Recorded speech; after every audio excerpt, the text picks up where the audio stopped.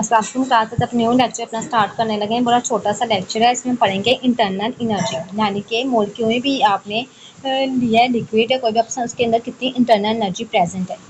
The internal energy of a substance is the total energy it contains, का मतलब है total energy जो इसने कंटेन की हुई है। इंटरनल एनर्जी का मतलब जो पूरी आपने वो मॉलिक्यूल है इसके अंदर कितनी एनर्जी है, टोटल एनर्जी उसकी। It includes the kinetic energy, कहता है इसमें क्या इंक्लूड है, kinetic energy of its particle and its potential energy. और क्या है, कहता है पोटेंशियल एनर्जी, यानी कि काइनेटिक एनर्जी और पोटेंशियल एनर्जी को प्लस करें तो क्या हमारे पास बनता है, इंटरनल एनर्जी।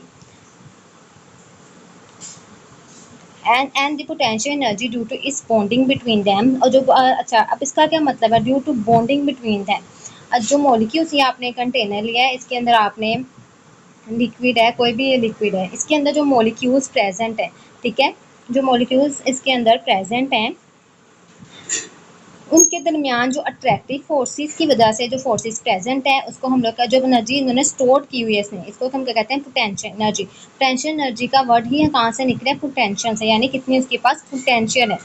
कोई भी आपने अगर आपने कोई भी आपने लिक्विड लिया है, कोई भी आपने सॉलिड लिया है, कोई भी आपने मॉलिक्यूल्स लिए हैं, तो उनके अट्रैक्टिव फोर्सेज जो उनके अंदर स्टोर की हुई हैं, जो उनके अंदर पोटेंशियल है, उसे हम पोटेंशियल एनर्जी कहते हैं। अब बात होती है काइनेटिक एनर्जी की।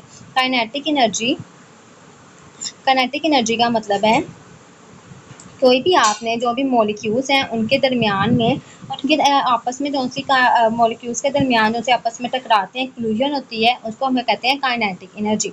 ड्यू टू इस bonding heat increase in internal energy of the system, कहता है हीट की वजह से क्या होगा, जैसे हम हीट देंगे या हमने हीट दी किसी भी कारण के, इनकी काइनेटिक एनर्जी यानी कि मॉलिक्यूल्स आपस में टकराएंगे भी एक दूसरे के साथ, और इनकी काइनेटिक एनर्जी भी ज़्यादा होगी, और क्या होगा, और इनकी पोटेंशियल एनर्जी भी ज़्यादा होगी, यानी कि इनका पोटेंशियल भी इंक्रीज होगा। जो मॉलिक्यूल के दरमियान अट्रैक्टिव फोर्सेज है ना, वो तो वीक होने लग जाती हैं जैसे हम हीट देते हैं, ठीक है, लेकिन इनके पोटेंशियल इनका ज़्यादा होने लग जाएगा मॉलिक्यूल्स के दरमियान, ठीक है। इनकी स्टोर की हुई एनर्जी जो मॉलिक्यूल्स के दरमियान पोटेंशियल है ना, वो ज़्यादा होने, इनकी पोटेंशियल एनर्जी ज़्यादा होने लग जाएगी, इसलिए वो कह रहा है जैसे हम हीट देंगे तो इनकी इंटरनल एनर्जी भी इंक्रीज होती रहेगी।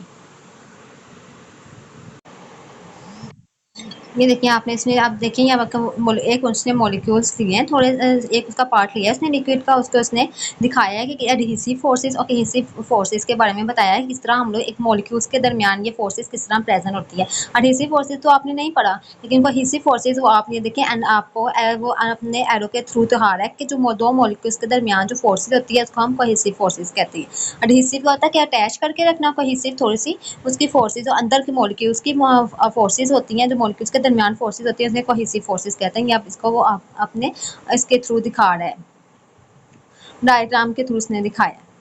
अब देखें सॉलिड है, आगे हमारे पास दो क्वेश्चंस हैं, व्हाट इज ट्रांसलेशन मोशंस, और सेकंड है ट्रांसलेशनल मोशन। मैंने आपको बताया है कि एक ही तरफ मूव करना से हम ट्रांसलेशन मोशन कहते हैं। और second is average kinetic energy possessed by the particle of a gases and liquid same as the temperature. कहता है कि जो काइनेटिक एनर्जी होती है वो एक ही टेम्परेचर पर सेम रहती है, पीछे हमने पढ़ा भी है। The average kinetic energy of the particles directly proportional to temperature मैयस के, कि जी हाँ, जो काइनेटिक एनर्जी होती है वो सेम होती है by the is the average kinetic energy possessed by the particle of a gas and liquid same, कि काइनेटिक एनर्जी गैस और लिक्विड की एक ही टेम्परेचर पर सेम होती है। अब मैं आपको इसका रिटर्न आंसर भी आपको बताती हूँ कि आप किस तरह अपने एग्जाम में लिख सकते हैं। सबसे पहले हमारा क्वेश्चन था इसमें what is translation motion. Translation motion क्या होता है, इसका आंसर है the motion in which molecule move in a straight line from one position to another without changing it shapes of orientation. कहता है कि एक ही लाइन में चेंज में मॉलिक्यूल्स मूव करते हैं, ना तो उसकी ओरिएंटेशन चेंज होती है ना उसकी शेप चेंज होती है। बेटा में OITS लिखा गया